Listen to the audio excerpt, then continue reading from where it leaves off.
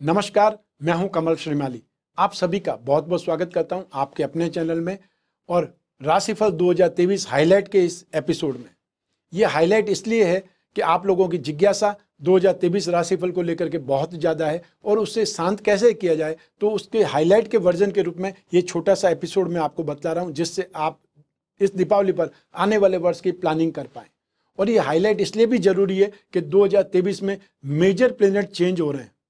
17 जनवरी को शनि चेंज हो जाएंगे, उसके बाद में 23 अप्रैल 2023 को बृहस्पति चेंज हो जाएंगे और आने वाले 30 अक्टूबर 2023 को राहु और केतु अपने राशि पर टर्न करेंगे। तो ऐसी स्थिति में इसका इम्पैक्ट आपके राशिफल पर जरूर पड़ेगा।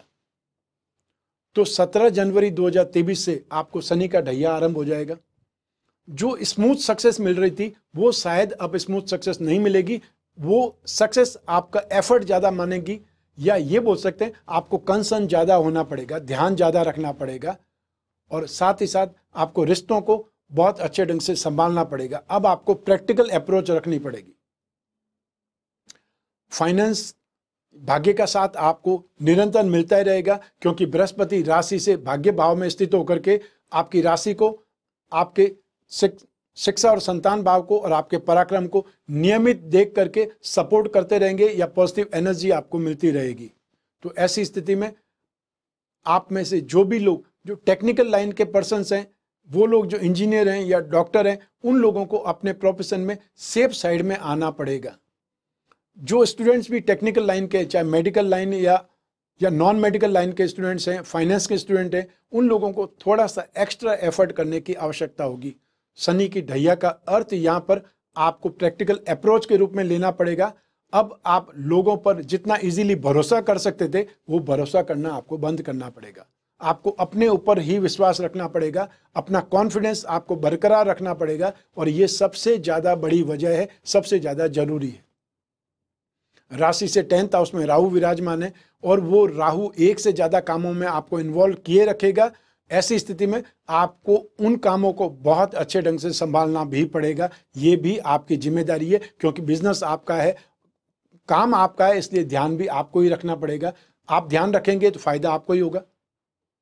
ये बहुत इंपॉर्टेंट चीज़ है जो आपको 2023 में ध्यान रखने की आवश्यकता है। अब जो आप इजीली उन सभी कामों को अच्छे ढंग से हैंडल कर लेते थे, फोन पर ही काम हो जाता था, उसकी जगह आपको अब बहुत अच्छे ढंग से डिजिटलाइजेशन के रूप में आना पड़ेगा और आपको बहुत अवेयर होना पड़ेगा। लोगों पर भरोसा आपको छोड़ना पड़ेगा या फिर भरोसा आपको कम रखना पड़ेगा। आइए, अब स्थिति एक और उत्पन्न होगी, वो बृहस्पति की।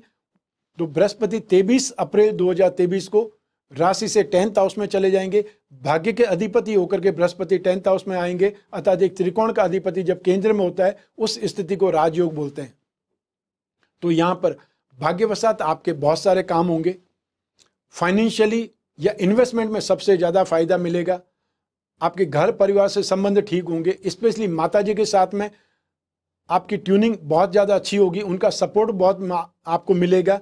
और जो भी पेरेंटल प्रॉपर्टी है उससे संबंधित कामकाज आपके होंगे। आप खुद इन्वेस्टमेंट करना चाहते हैं तो वो इन्वेस्टमेंट आपके बहुत अच्छे होंगे। हेल्थ बहुत अच्छी होगी। तो साथ ही साथ वो लोग जो बाहर जाकर के पढ़ने के लिए एफर्ट कर रहे हैं, उन लोगों को यहाँ पर सपोर्ट मिलेगा, सक्सेस मिलेगी।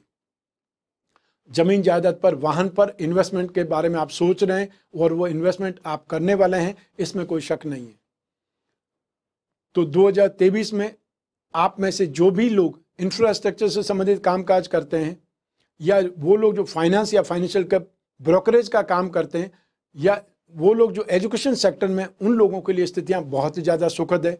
तो आपको सपोर्ट भी मिलेगा, आपका कामकाज भी ग्रो करेगा। लेकिन आपको एक चीज़ का बार बार ध्यान रखना पड़ेगा कि आपको रिस्क फैक्टर से बचना है।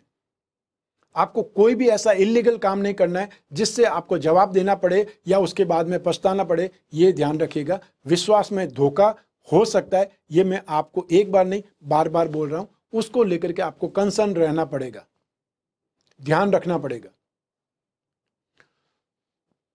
संतान या अपने खानदान के बारे में जो कुछ भी आप एफर्ट कर सकते हैं वो आप एफर्ट करेंगे। ये 100% निश्चित है कि आपको उनसे वाइस वर्सा फायदा नहीं मिलेगा, लेकिन आपकी जो जिम्मेदारी है वो आपको निभानी ही चाहिए।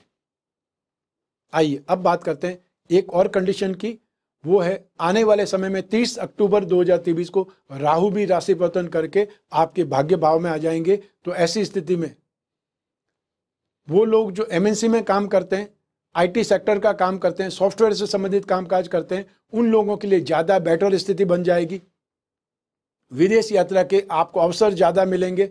और वो लोग जो कहीं न कहीं जो टेक्निकल लाइन के स्टूडेंट्स हैं या वो लोग जो आईटी सेक्टर के स्टूडेंट्स हैं, उन लोगों के लिए बहुत ज़्यादा अल्टीमेट सक्सेस की स्थिति आ जाएगी। लेकिन आपको अपनी हेल्थ को बहुत ही ज़्यादा ध्यान भी रखना पड़ेगा, बहुत ही ज़्यादा मेहनत करना बहुत अच्छा है। या कोई टारगेट को लेकर के उसके पीछे भागना, ये भी अच्छा है, क्योंकि एक उम्र होती है जब आपको एक्स्ट्रा ऑर्डिनरी सक्सेस दिखाई देती है और आप उसके लिए बहुत ज़्यादा मेहनत करते हैं। लेकिन वो मेहनत कहीं न कहीं आपकी लाइफ में कोई न कोई कमी भी रख देती है और वो हेल्थ के रूप में सामने आती है। अर्थात हेल्थ को इग्नोर नहीं करना है, ये सबसे ज़्यादा इंपॉर्टेंट चीज़ है। तो 2023 में आपको थोड़ा सा अलर्ट होकर के कामकाज करना है। फाइनेंशियली नेगेटिविटी या फाइनेंशियल डैमेज होने का कोई मौका नहीं है। फाइनेंशियली ग्रो आप निरंतर करते रहेंगे। स्टार्टिंग में आपको अप्रैल तक फाइनेंशियली स्मूथनेस दिखाई देगी और उसके बाद में इन्वेस्टमेंट से फाइनेंशियल गेन होगा। अर्थात आपका कामकाज में फाइनेंशियली स्लो डाउन देखने को नहीं मिलेगा।